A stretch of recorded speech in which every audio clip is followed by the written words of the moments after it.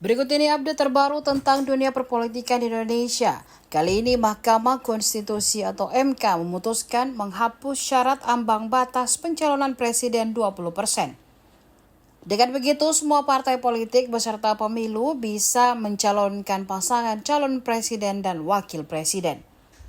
Keputusan pengambilan kebijakan tertinggi Indonesia itu juga memberikan peluang kepada Wakil Presiden atau Wapres Gibran Rakabuming Raka untuk menaikkan level politiknya, menurut Direktur Eksekutif Parameter Politik Adi Prayitno.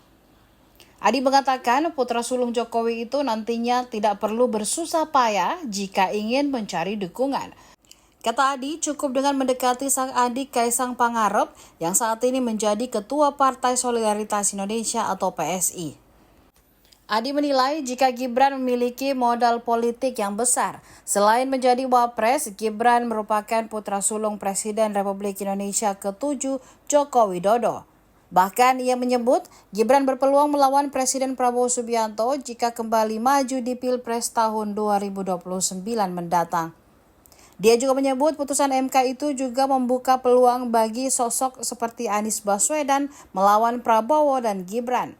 Pasalnya, ia dapat maju dari partai manapun yang mau mendukungnya. Ia cukup meyakinkan partai non-parlemen sehingga bisa ikut pemilu dan bertanding dengan sosok lainnya. Download Tribun X sekarang, menghadirkan lokal menjadi Indonesia.